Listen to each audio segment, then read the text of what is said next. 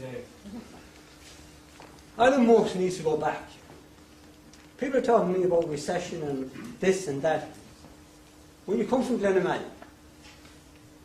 and you have a father that gets up every morning at 6:30 and goes off to work, and works 15 to 18 hours a day, and he's done that your entire life, but he's never complained about it. When you have a grandfather who did the same, and they had no running water, and no electricity, and no TV, there was no money.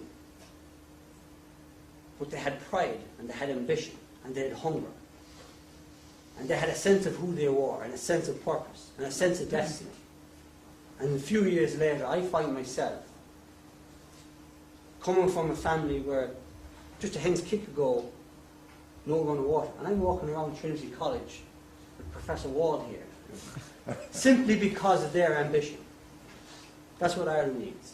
Let's go back. Let's take, okay, what really makes us? What identifies the Irish people?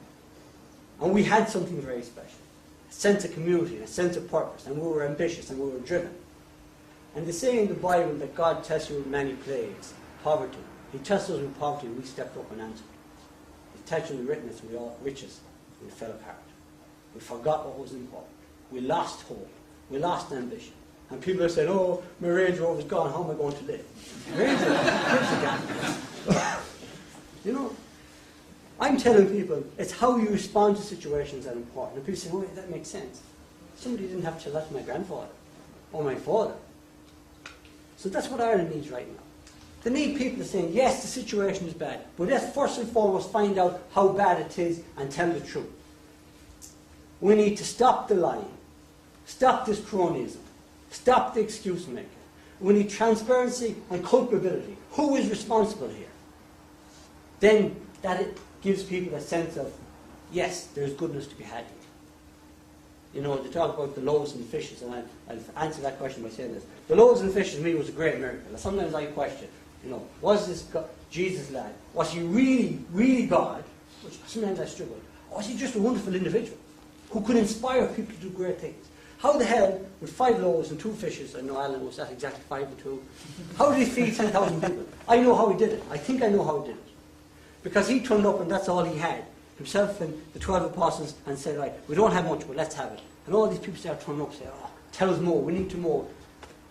And after he spoke to them, they all started looking hungry. He said to the apostles, have any more food? He said, oh, nothing. Jeez, what are we going to do here? He probably didn't say Jesus, but he probably said, oh, what are we going to do here? And he didn't know what to do. But the only thing that he could control was the food in front of him. And he decided, I can tolerate my hunger, but I can't tolerate their hunger. And he said to the boys, break it all up. Break it up into tiny pieces and give it out, and as much as it goes, it goes. That's what I can control. And he started to give it out. And as he started to give away everything he had, everybody else said, geez, look at that. That's some lad. And then they said, well, I have a half a sardine in my pocket. And everybody suddenly realized that they were selfishly hanging on to something, and by his action, he made them say, no, I'm going to give it up. And everybody pulled something out of the pocket, and suddenly there was enough food. That's what Ireland needs. Ireland needs people that can stand up and say, this is what there is the right thing to do here. And I'm going to do it. I'm going to keep doing it and keep doing it. Because ultimately, the right thing is always the right thing. I know that's a kind of long-winded answer to your question, but that's...